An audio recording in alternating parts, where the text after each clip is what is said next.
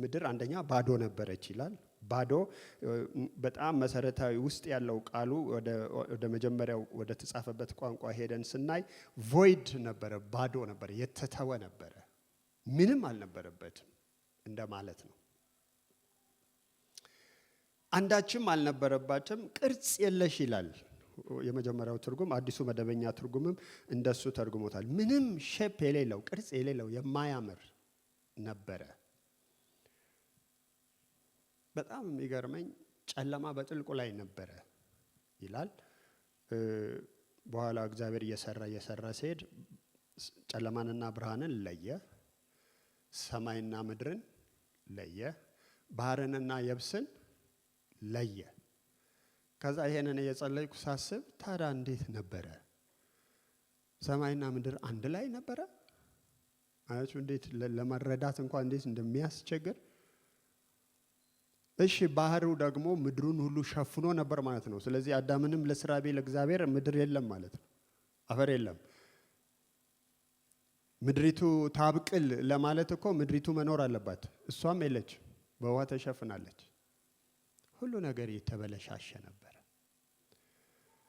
እግዚአብሔር አብ ዛሬ እንድትይዙልኝ የምፈልገው እግዚአብሔር አብ ታላቅ ንጉሥ ነው።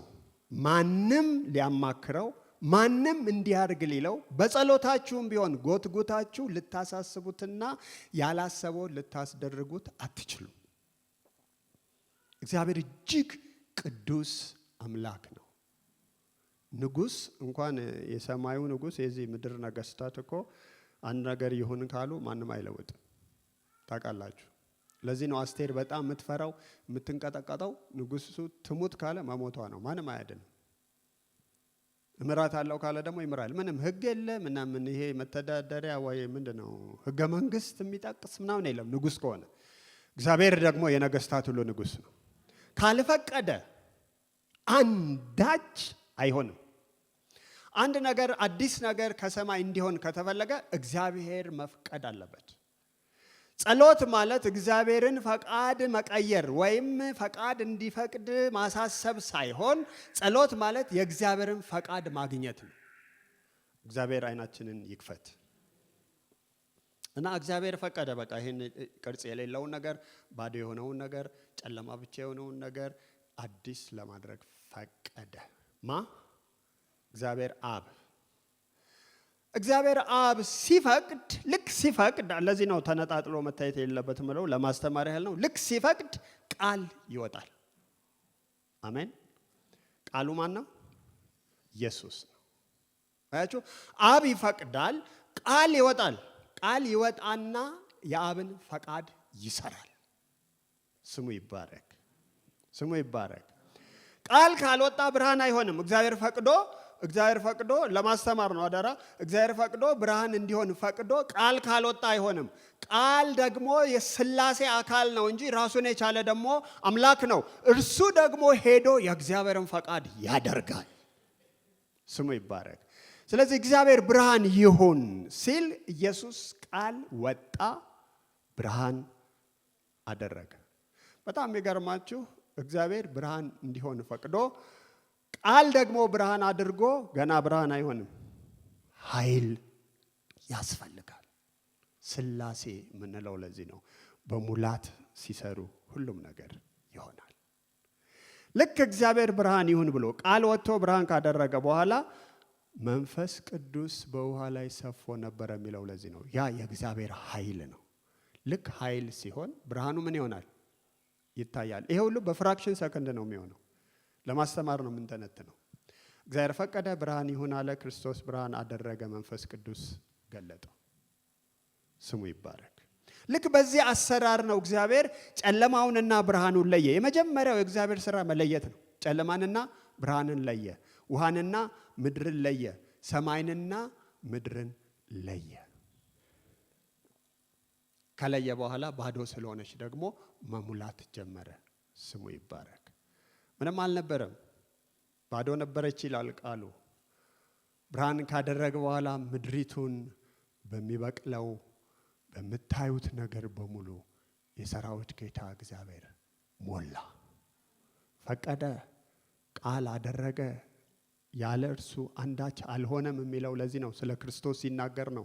ከሆነውም አንዳች እንኳን ያለ እርሱ ያለ ክርስቶስ አልሆነም። አብ ፈቀደ፣ ምድሪቱን ሞላ። አብ፣ ወልድ፣ መንፈስ ቅዱስ አንድ አምላክ ሞላ። ምድሪቱን ብቻ አይደለም ባህሩንም እግዚአብሔር ሞላ። በባህር ውስጥ ያሉትን ፍጥረታት ሁሉ ሞላ። ጊዜ ስለሌለኝ ነው ቆረጥ የማደርገው። ከዛ ደግሞ አየሩን ሞላ፣ አዋፋትን ሁሉ ሰራ።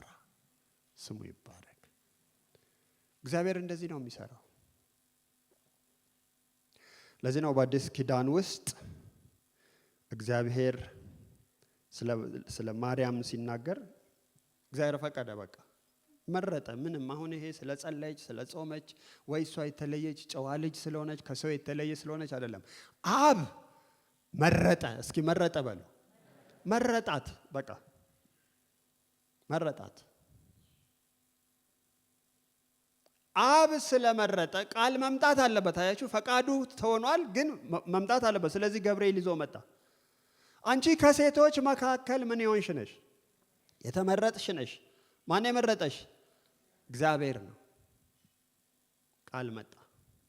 ወንድ ልጅ ትወልጃለሽ፣ እርሱ ደግሞ ሕዝቡን ከኃጢአታቸው ያድናቸዋል። ቃል መጣ። አብ ፈቀደ፣ መረጣት። ቃል መጣ፣ ሰማች። የህይወት ቃል ነው፣ የሚሰራ ነው። እስኪ የሚሰራ ነው በሉ።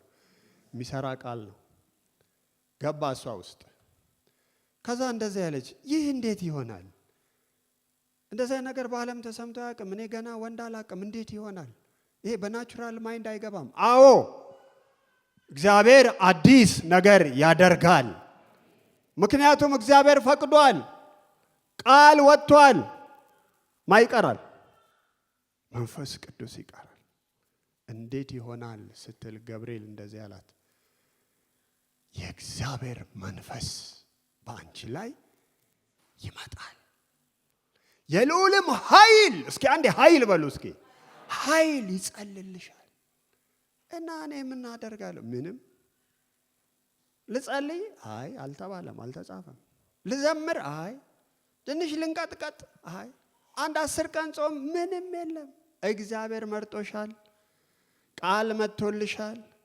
መንፈስ ቅዱስ ራሱ ይሰራልሻል። አቤት ይሄ ቢገባን! አቤት እረፍት! አቤት የክርስትና ሰላም! አቤት የህይወት ብዛት!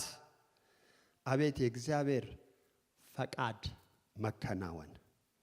እግዚአብሔር አይናችንን ያብራ። አሜን ነው፣ አሜን ነው ወገኖች። አሰራሩ ይሄ ነው። ይሄንን ከዘፍጥረት ጀምሮ ያስተማረን ለዚህ ነው ዮሐንስ በነገራችን ላይ ወንጌሉን ሲጽፍ ዘፍጥረትን እያሰበ ነው። ባይብል ስተዲው ስላለው እሱን እያሰበ ነው። በልባችን ያለውን ጨለማ ነው የሚያስበው ዮሐንስ። በመጀመሪያ ቃል ነበረ፣ ቃልም እግዚአብሔር ነበረ። ቃልም ምን ሆነ? ቃል ሥጋ ሆነ። እግዚአብሔር ዓለምን ማዳን ፈቀደ። አንድያ ልጁን እስኪሰጥ ድረስ ዓለሙን እንዲሁ ምን አለ? ወደደ። ካልወደደ የሚሆን ነገር የለም። ጸሎት እግዚአብሔር የሚወደውን ፈልጎ ማግኘት ነው። እግዚአብሔር ወደደ። ዓለምን ሁሉ ነው ማዳን የወደደው። ፈቀደ፣ ፈለገ። ቃል ወጣ። የእግዚአብሔርን ፈቃድ ለመፈጸም ሥጋ ለብሶ መጣ። ለዚህ ነው የእግዚአብሔርን ፈቃድ በእጁ ተከናወነ ተብሎ ተጻፈ። እስከ ሞት ድረስ እንኳን ታዘዘ። እግዚአብሔር ከፈቀደ ወገኖቼ የማይሆን ነገር የለም። እግዚአብሔር ጸልየን ፈቃዱን ካገኘን፣ ቃሉን ካገኘን፣ ከመንፈስ ቅዱስ ጋር ህብረት ካደረግን፣ መንፈስ ቅዱስን ካላሳዘንን፣ ካላስመረር ነው በህይወታችን ውስጥ እግዚአብሔር የፈቀደው ሁሉ ልክ በምድሪቱ ላይ እንደበቀለው በራሱ ይበቅላል። አሜን። በራሱ የጎደለው ሁሉ ይሞላል። በራሱ እስኪ አንዴ በራሱ በሉ። በራሱ በእኔና በእናንተ ልፋት አይደለም። በእኔና በእናንተ ጭንቀት፣ ምጥ፣ ለቅሶ፣ ኡኡታ አይደለም ወገኖቼ። ንጉሥ ነው እሱ። የወደደውን ያደርጋል። ለዚህ ነው ኢዮብ ብዙ ተከራክሯል። ቤቱ ፈርሷል፣ ልጆቹ አልቀዋል፣ ሀብቱ ወድሟል፣ ጤናው ጫፍ ደርሷል። ሞት ብቻ ነች የቀረችው። ሁሉ ነገር ደርሶበታል። ምንም ኃጢአት አልሰራውም። ለምንድን ነው ይሄ በእኔ ላይ የደረሰው ይላል። ይከራከራል። እውቀት አለው። የእውቀት ሰው ተከራካሪ ነው። ይከራከራል። ኢዮብ 42 ላይ ግን እግዚአብሔር ራሱ መጣ። አሜን። በል ተነሳ አለው። ወገብን ታጠቅ፣ ክርክር ከሆነ የምትፈልገው ተከራከረኝ አለው። ምንም ያለው ነገር የለም። እግዚአብሔር የሚሰራውን አይኑን ከፍቶ አሳየው። ኢዮብ እኔ ቆስሎ አልተፈወሰም፣ ልጆቹ አልተመለሱም፣ ሀብቱ እንዳለ ዜሮ ነው። ግን እንደዚህ ያለ መስማትንስ በጆሮ ሰምቼ ነበረ፣ አሁን ግን አይኔ አየችህ። አንተ ሳይህ አለው ሁሉን ታደርግ ዘንድ ቻይ እንደሆንክ ሐሳብህም ይከለከል ዘንድ ከቶ እንደማይቻል አወቅሁ። ተፈወሰ። ምንም ይሄን ያለው በቃ ይሄ ሲገባው ተፈወሰ ማለት ስጋው አይደለም፣ ልቡ፣ መንፈሱ፣ ይሄ ተከራካሪነቱ፣ አውቃለሁ ባይነቱ ሁሉ ተፈወሰ። ከዛ በኋላ ነው ጤናው የተመለሰው። ከዛ በኋላ ነው ቤቱ የተመለሰው። ከዛ በኋላ ነው ልጆቹ የተመለሱ። ከዛ በኋላ ነው ሀብቱ የተሞላው። በኢየሱስ ስም ጎዶሏችሁ ይሞላል። ግን ተውለት ወገኖቼ። እግዚአብሔር ኃይል ይስራላችሁ። የእግዚአብሔር ቃል በኢየሱስ ስም ይውጣላችሁ። የእግዚአብሔር ፈቃድ በጌታ በኢየሱስ ክርስቶስ ስም ይገለጥላችሁ። ሁለተኛ ምሳሌ ወስዳለሁ። ዘኍልቍ ምዕራፍ 17 ላይ የሚገርም ምሳሌያዊ ነገር አለ። ዘኍልቍ ምዕራፍ 17 ለእስራኤላውያን ነገራቸው። እግዚአብሔር ነው የሚለው፣ ከአዲሱ መደበኛ ትርጉም ነው የወሰድኩት። ንገራቸውና ከየነገዱ አለቆች አንዳንድ በአጠቃላይ 12 በትር ተቀበል።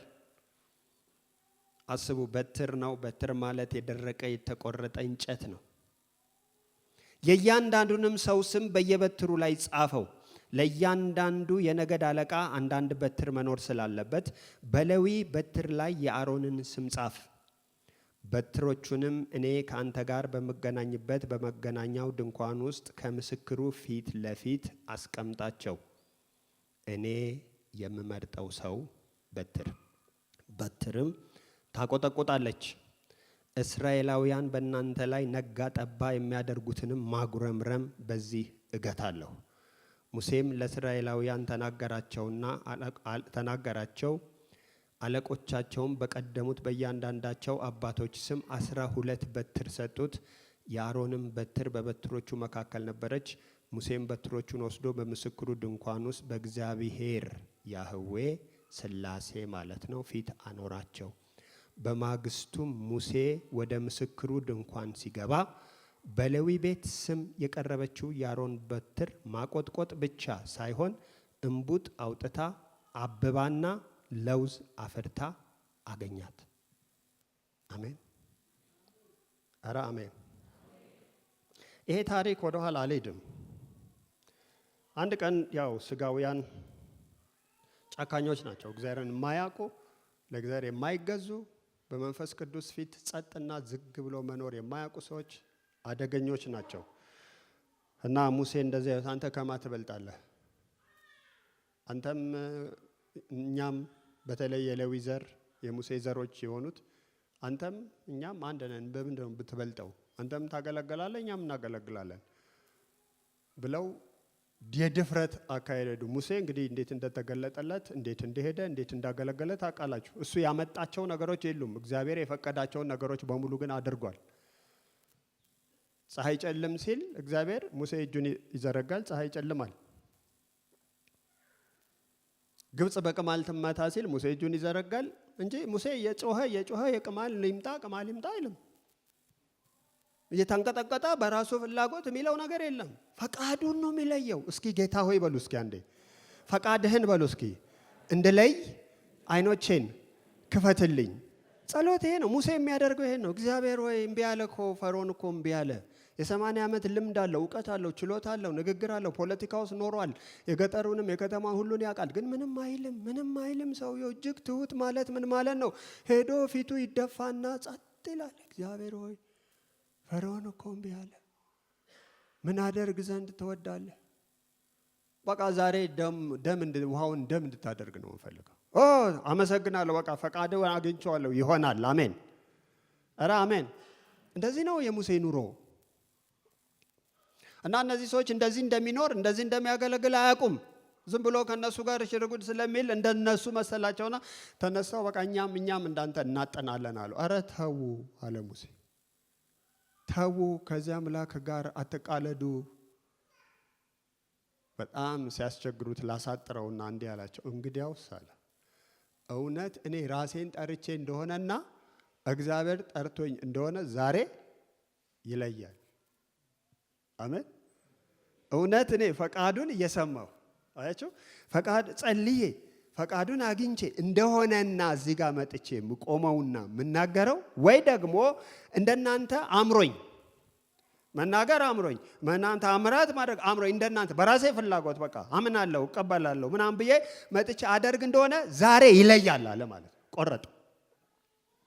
ከዛ እግዚአብሔር ጋር ሄዶ እንግዲህ የምታደርገውን አደርጋለሁ። እግዚአብሔር ያው ታውቃላችሁ የቆሬን ቤተሰብ ከነ ህይወታቸው ከነ ቤታቸው ከነ ዕቃቸው ነው ሲኦል የሄዱት። መሬት ተከፈተች፣ ገቡ፣ መሬት ተገጠመ፣ አለቀ። ነበሩ የሉ። በጣም የሚገርመኝ የሰው ጭካኔ፣ የስጋ ክፋት፣ አንቲክራይስት። እንደዛ ሆነው አንድ ቤተሰብ ጠፍቶ አይናቸው አይቶ ተመልሰው መጥተው አንተ ሰዎችን አጥፍተሃል ብለው ሙሴ ላይ ተነሱበት።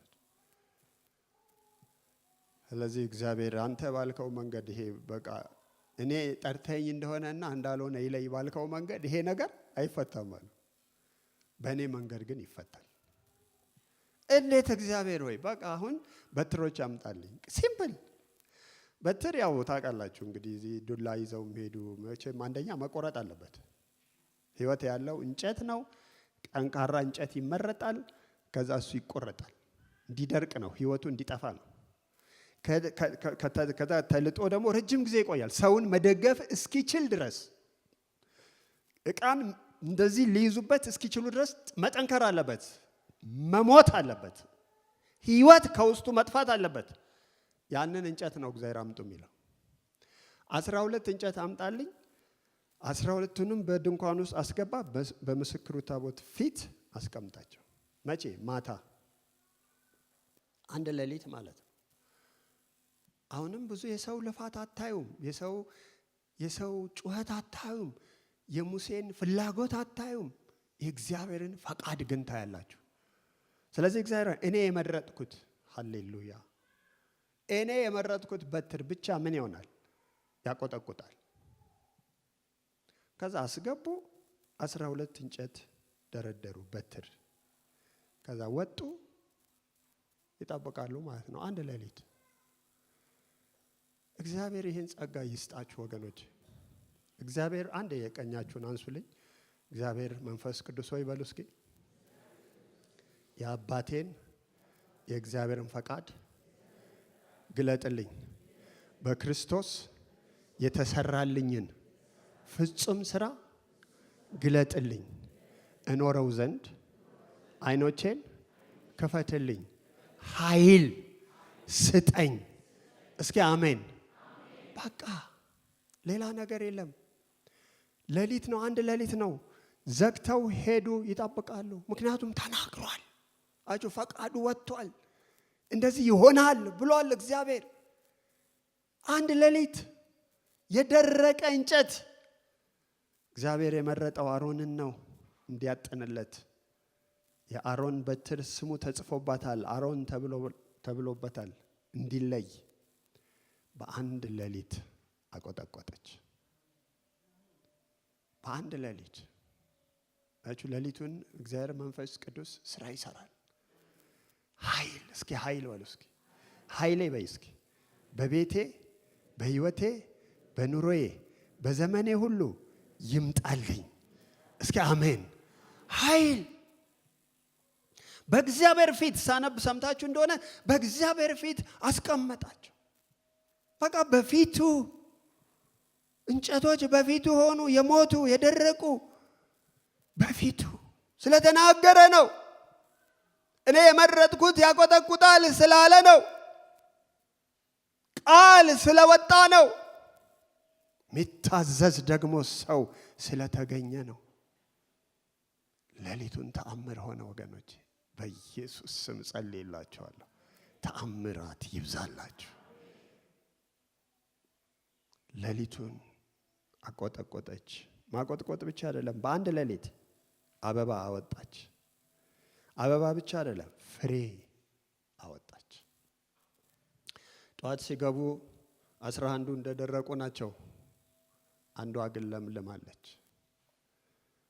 በኢየሱስ ስም ልምላሜያችሁን እግዚአብሔር ያሳያችሁ። የኔና የእናንተ ስራ ይሄ ነው ወገኖቼ። በፊቱ ሆነን ጸጥ አባ በጸሎት ብዛት ምሰራው ስራ የለም። በእንባ ብዛት አንተ ማባበል አልችልም። ስራዬን ሁሉ በመስቀል ላይ በልጅ በክርስቶስ ሰርተህልኛል። አመሰግናለሁ። እነሆ በፊት እሆናለሁ።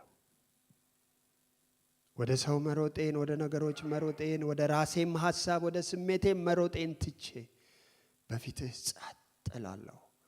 መንፈስ ቅዱስ ሆይ በአብ የተፈቀደውን በክርስቶስ የተፈጸመውን ሕይወት በውስጤ ግለጠው። አሜን አሜን። ወገኖቼ ይገልጠዋል እግዚአብሔር። በጣም ይገርመኝ ይህችን የአሮን በትር በቃ አስገቡና አስቀምጧል። በታቦት ፊት ሁልጊዜ ትቀመጥ፣ ለትውልድ ሁሉ ምስክር ትሁን። ምን ማለት ነው? እኔ የመረጥኩት ሰው ሕይወት እንደዚች ፍሬ ይሆናል።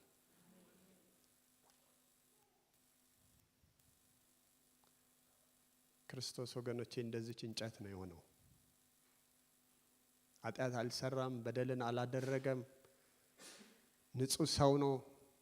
ጲላጦስ እንደተናገረው እኔ አንዳች በደል አላገኘሁበትም አለ። ይሄ ሰው ንጹህ ሰው ነው። ሚስቱ ተጨነቀች፣ በዚህ ንጹህ ሰው ላይ አንዳች እንዳታደርግ እኔ ሌሊቱን ስጨነቅና ያደርኩት። ንጹህ ሰው ነው። መጽሐፍ ቅዱስ ይናገራል፣ ኃጢአትን አላደረገም ይላል። ከእሴይ በትር ይወጣል ተብሎ ስለተጻፈ መቆረጥ ነበረበት ስለኔና ስለናንተ። ኢየሱስ ክርስቶስ ስለኔና ስለናንተ በእንጨት ላይ ተሰቅሎ ሞተ። እንደዛች በትር ደረቀ፣ ሕይወት የለም። በነዛ ቀናት መቃብር ውስጥ ራሱን አሳልፎ ሰጠ። ምን ማለት ነው? በቃ መንፈስ ቅዱስ ካስነሳው ምን ሊሆን ነው? ሊነሳ ነው። ታምኑታላችሁ ጌታ? ዛሬ አንድ ሰው ይሄ መልእክት የገባው ሰው ካለ ጸልያለሁ። ቤት ውስጥ ይሁን ኑሮ ውስጥ ይሁን አላቅም፣ እግዚአብሔር የፈቀዳቸው እዚህ ውስጥ ተጽፈዋል። ሁሉም ፈቃዶች። በክርስቶስ ያልተሰራላችሁ ስራ የለም ወገኖች። ጸልያለሁ ዛሬ። እናንተም ደግሞ ከዚህ በኋላ ይሄ መልእክት እግዚአብሔር ከተናገራችሁ ትጸልያላችሁ። እግዚአብሔር በቤታችሁ ስራ ይጀምራል። በሕይወታችሁ ውስጥ ስራ ይጀምራል። እግዚአብሔር ራሱ በመንፈስ ቅዱስ ባዶ የሆነ ነገራችሁን አምጥታችሁ በፊቱ አስቀምጡ። የደረቀ ነገራችሁን አምጡና አስቀምጡ። ጨለማ የሆነባችሁን ነገር አምጡና አስቀምጡ። ከዛ እንደዚህ በሉት፣ አባቴ ሆይ ይህን ነገር በክርስቶስ ፈውሰሃል። በጤና የምትቸገሩ ካላችሁ በመገረፉ ቁስል እኔን ፈውሰሃል። ስራው ሆኗል። ፈቅደሃል፣ እንድፈወስ ፈቅደሃል። ፈቃድህ ደግሞ በክርስቶስ ተፈጽሟል። መንፈስ ቅዱስ ሆይ ግለጥልኝ፣ የትንሣኤውን ኃይል እንዳውቅ አይኖቼን ክፈትልኝ። ያላንተ እስኪ አንዴ እንዲበሉ ያላንተ በሉ እስኪ። መንፈስ ቅዱስ ሆይ በሉ እስኪ። ያላንተ አይሆንልኝም። ኧረ አሜን። እና በመቃብር ውስጥ ሞቶ ጸጥ ብሎ ቆየ። ለዚህ ነው ጳውሎስ የትንሣኤውን ኃይል እንዳውቅ ያ መንፈስ ቅዱስ አስነሳው። አሜን። ደጋግመን የምንለው ድንጋዩ ተንከባለለው በዛ ኃይል ነው። ያ ኃይል ነው። ለዚህ ነው ለማርያም እንደዚህ ያላት፣ አንተ እዚህ ብትሆን ኖሮ ወንድሜ ባልሞተም ነበር ምናምን አለች። ማርያም ትንሣኤና ሕይወት እኔ ነኝ። ከዛ ባይብል ስተዲ መጥቀስ ጀመረች። አዎ አንተ በትንሣኤ ቀን ምናምን አለች። ኖ አሁን እዚህ እኔ ትንሣኤና ሕይወት ነኝ። የሚያምንብኝ ቢሞት እንኳን ሕያው ነው። ኧረ አሜን። ይሄ ቃል ነው ወገኖቼ። ይሄ ቃል እኮ ነው እኔና እናንተን የወለደን። ኢየሱስ ያድናል የሚለው ቃል ነው እኔን የወለደኝ። በሕያው ቃል አስቦ ምን አረገን? ወለደን ተብሎ ተጽፏል። እንደዚህ ነው ሁሉም ነገር የሚሰራው ወገኖች። እና መንፈስ ቅዱስ አስነሳው። ከዛ ለደቀ መዛሙርቱ እንዲህ አለ፣ አስተምራችኋለሁ፣ ተዘጋጅታችኋል፣ በስሜ አጋንንት አውጥታችኋል፣ ድዌዎችን ፈውሳችኋል። ታስታውሳላችሁ፣ 2 አድርጎ ልኳቸዋል። ጌታ ሆይ በስም መናፍስት እንኳን ተገዙልን ብለውታል። ይህን ሁሉ አደርጋችኋል። አሁን ግን ትቻችሁ እሄዳለሁ። በጣም ግራ ገባቸው። እንዴ ስንት ነገር አዘጋጅተና ስንት ነገር ልትሰራው ነው፣ እንዴት ነው የምትሄደው? እኔ ብሄድ ይሻላችኋል፣ አጽናኙን እልክላችኋለሁ። እንደኔ የሆነ በጣም ወደው ቃል እንደኔ የሆነ ሌላ አጽናኝ ይመጣላችኋል። ይሄ አጽናኝ የሚለው ይሄ ለቅሶ ሄደው አይዟችሁና እንደሚለው አይነት አጽናኝ አይደለም ወገኖች። እንደሱ አይደለም ቃሉ። ፕራክሊጦስ የሚለው የግሪኩ ቃል እንደሱ አይደለም። አድቮኬት ስለናንተ የሚናገር ማለት ነው። ስለናንተ የሚሰራ ማለት ነው። ስለናንተ የሚያደርግ፣ ስለናንተ የሚማልድ፣ የሚቃትት፣ ስለናንተ የሚዋጋ። በጣም ብዙ ሰዎች አይቻለሁ። በጣም ይሄ ውጋ መንፈስ ምናምን ብለው በቃ አንዱማ ልጅ ያስታውስ በቃ ሚሊተሪ ልብስ ሁሉ ገዝቶ በቃ በርጀክቶ የፎከረ በቃ እግዚአብሔር ከፈለገ ይሰራል ከወደደ፣ ግን በሰው ኃይል አይደለም። ኢየሱስ ክርስቶስ ራሱ እንደ ሰው ምን አለ? እኔ መናፍስትን በእግዚአብሔር ጣት ምን ማለት ነው? በመንፈስ ቅዱስ ኃይል። እስኪ አንዴ ኃይል በሉ እስኪ። ኃይል ማወጣ ከሆነ ለዚህ እኮ ነው 30 ዓመት እስከሚሞላው ድረስ ጸጥ ብሎ ቃሉን እየበላ እየታዘዘ ነው የኖረው። ልክ በዮሐንስ ሲጠመቅ አገልግሎቱን ሊጀምር ሲል የእግዚአብሔር መንፈስ በኃይል ወረደበት። ይሄ በመንፈስ ወደ ምድረ በዳ ሄደ የሚለው እንደዚህ ሄደ እንዳይመስላችሁ። ከተጠመቀ በኋላ በመንፈስ ቅዱስ ኃይል እየሮጠ እንደማለት ነው። ተነድቶ ነው የሄደው። ወዴት? ወደ ምድረ በዳ። በማ? በመንፈስ ቅዱስ ኃይል። ለምን? አጋንንቶች አሉ የሚወጉ 30 ዓመት ምንም ያላሉ።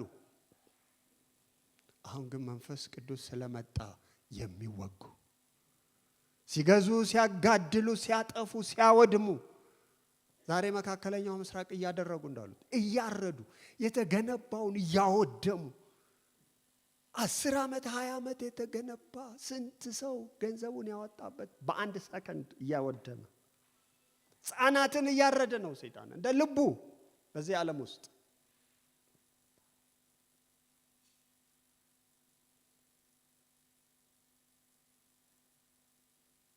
እኔና እናንተ ግን ከዚህ መንፈስ ጋር ብንተባበር ወገኖቼ እናስራቸዋለን። አሜን ነው።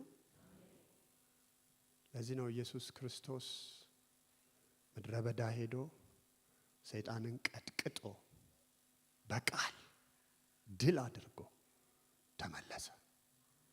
በመንፈስ ወደ ምድረ በዳ ሄደ። ከዛ ሉቃስ ምን ይለናል? ምዕራፍ 4 ላይ በመንፈስ ኃይል ተመለሰ ይላል። ሲሄድ ምንም ያላሉ ሲመለስ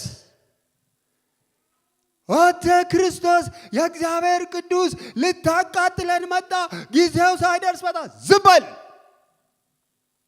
ይቺ አንድ ቃል በቂ ነች። ዝም በል፣ ጸጥ፣ ከእርሱ ውጣ፣ ውልቅ። በማን ኃይል? በመንፈስ። አንዴ ጩሁና እስኪ በመንፈስ ቅዱስ ኃይል በሉ እስኪ። ዛሬ ቤተ ክርስቲያን ጉልበቷ ምንድን ነው? መንፈስ ቅዱስ። የእግዚአብሔር ልጆች ወንድሞቼና እህቶቼ በክርስቶስ ልንገራችሁ፣ ጉልበታችሁ መንፈስ ቅዱስ ነው። ለዚህ ነው ኢየሱስ ይህ ጉልበት እስከሚመጣ ድረስ፣ ይህ ኃይል እስከሚመጣ ድረስ አንድም አገልግሎት እንዳትጀምሩ፣ ከኢየሩሳሌምም እንዳትወጡ ጠብቁ። ምን ያህል ኢምፖርታንት እንደሆነ ታያላችሁ። ምን እያለ ነው ኢየሱስ? እኔ አሁን ኢየሱስ ከነሱ ጋር ሆኖ እንደዚህ ቁጭ ብሎ እንደ ቄስ በቃ አሁን እሱ ክርስቶስ ነው፣ እኔ ያው ጴጥሮስ ችኩል ነው ይሉታል፣ እሱ ይቸኩላል እና ጌታ ሆይ ለምንድን ነው እንደዚህ ያለው ነው ይላል። ጌታ ሆይ እስከ መቼ ነው ዝም የምትለው? ጌታ ሆይ ስንጠፋ አይገድም? ለምንድን ነው? ስላለ ነው። አሁን ሄደ። ለዚህ ነው የደነገጡት። እንዴ ማንን ልንቀሰቅስ ነው? ማንን ልንጠራ ነው? ይኸው ልብስ ሲነሳብን ምን ልናደርግ ነው? እልክላችኋለሁ። ኧረ አሜን። ፐርሰን ነው መንፈስ ቅዱስ። ሕያው ነው፣ አምላክ ነው፣ የሚሰማ ነው፣ የሚያይ ነው፣ የሚናገር ነው፣ በውስጣችሁ የሚኖር ነው፣ ሊሰራ ነው። በመስቀል ላይ ያለቀውን የተፈጸመውን ሥራ ሊገልጥ ነው። ጳውሎስ ሲገባው እንዳለ ልጁን ኢየሱስ ክርስቶስን በኔ ሁኔታ ሊገልጥ በወደደ ጊዜ ከስጋና ከደም ጋር አልተማከርኩም። አሜን። እግዚአብሔር መንፈስ ያስፈልጋቸዋል። እንጸልይ። ቆሙና እንጸልያለን። አጭር ጸሎት አደርጋለሁ። እግዚአብሔር አብ ለእናንተ የፈቀደውን ክርስቶስ የሰራላችሁን ሕይወት በረከት በግል ሕይወታችሁ፣ በጤናችሁ፣ በኑሯችሁ፣ በትዳራችሁ፣ በልጆቻችሁ፣ በቢሮአችሁ፣ በአገልግሎታችሁ፣ በቢዝነሶቻችሁ፣ በቢሮአችሁ ሁሉ ውስጥ በእናንተ ኃይል አይደለም፣ በመንፈስ ቅዱስ ኃይል እንዲገለጥ ጸልያለሁ። ትዳራችሁን የሚያምስ ያ አጋንንት በዚህ ኃይል እንዲታሰር። ክርስቶስማ ጥሎታል፣ ስራውን አፍርሶታል። የዲያብሎስን ስራ ሊያፈርስ የእግዚአብሔር ፈቃድ ስለነበረ ፈቃዱን ደግሞ የሚያደርገው ክርስቶስ ብቻ ስለሆነ የዲያብሎስን ስራ ሊያፈርስ ነው ኢየሱስ በስጋ የተገለጠው። ተገልጦ ደግሞ አፍርሶታል። እስኪ ጩሁና አፍርሶታል በሉ እስኪ። እስኪ እኔ በሉ እስኪ። ላፈርሰው የማልችለውን ኢየሱስ አፍርሶታል። እስኪ እኔ በሉ እስኪ። ላስረው የማልችለውን ኃይለኛ ከኔ የሚበልጥ ኃይለኛ አስሮታል። እስኪ አሜን። ይሄ መንፈስ ቅዱስ ዛሬ ባንተ ውስጥ አለ። ይሄ መንፈስ ቅዱስ በትዳር ውስጥ አለ። ይሄ መንፈስ ቅዱስ በአገልግሎት ውስጥ አለ። ይሄ መንፈስ ቅዱስ በዚች ቤተ ክርስቲያን ውስጥ አለ። ይሄ ጉልበት ነው፣ ጉልበት ነው፣ ጉልበት ነው። ጉልበት ያነሳችሁ ከኔ ጋር ትጸልያላችሁ። የእግዚአብሔር ቃል እንዲህ ይላል፣ አርግዘዋል፣ ልጆችን አርግዘዋል፣ ለመውለድ ግን ኃይል የለም ይላል። አሁን የተረገዙ ብዙ በረከቶች አሉ፣ ድሎች አሉ፣ ኃይል አለ እንድትወልዱ የሚያደርግ ፈውስ ወገኖቼ በክርስቶስ ተደርጓል፣ በረከት ተደርጓል፣ ጸጋ ተለቋል፣ ኃይል ሆኗል። ዲያብሎስ እንደ መብረቅ ወድቋል። ነገር ግን መንፈስ ቅዱስ አብን የሚያከብር መንፈስ ቅዱስ፣ ወልድን የሚያከብር መንፈስ ቅዱስ፣ ሰውን አይደለም ኢየሱስን የሚያከብረው፣ ኢየሱስን ከፍ የሚያደርገው፣ የእግዚአብሔር አብን ፈቃድ በምድር የሚገልጠው የእግዚአብሔር ኃይል ያስፈልግሃል ወንድሜ። በጌታ በኢየሱስ ስም ጸልያለሁ። መንፈስ ቅዱስ ሆይ ይህን ሰው የወለድክ መንፈስ ቅዱስ ልጅህን ኢየሱስ ክርስቶስን ሲያምን ይህንን የአብ ፈቃድ ሲቀበል እሺ ሲል ሲታዘዝ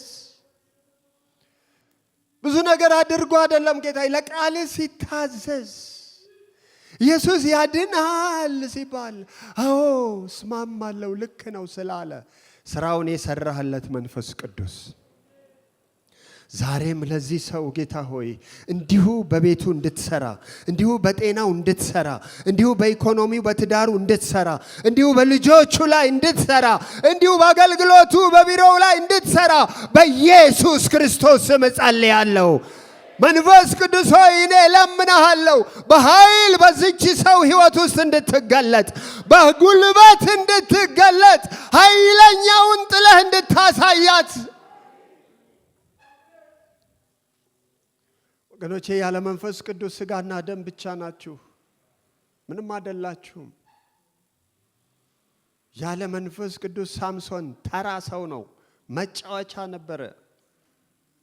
መንፈስ ቅዱስን ስላሳዘነ፣ ስለበደለ፣ ቃሉን ስለተላለፈ ተራ።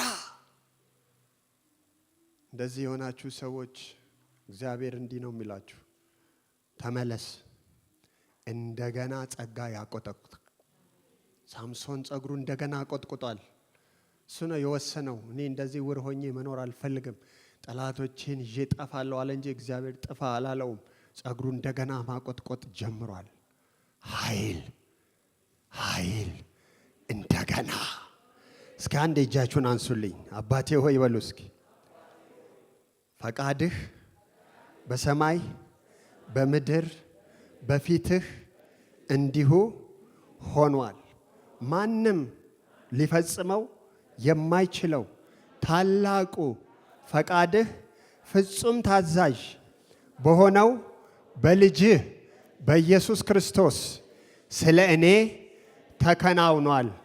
አንተ ትከብር ዘንድ በልቤም በሐሳቤም ጠብቄው የማላቀው የክርስቶስ በረከቶች ሁሉ በሕይወቴ በኑሮዬ በአገልግሎቴ በስራዬ በጤናዬ በኢኮኖሚዬ በቤተ ክርስቲያኔ በሀገሬ በዓለም ይገለጥ ዘንድ በመንፈስ ቅዱስ ኃይል እንድትሰጠን እለምንሃለሁ። አሜን። በኢየሱስ ስም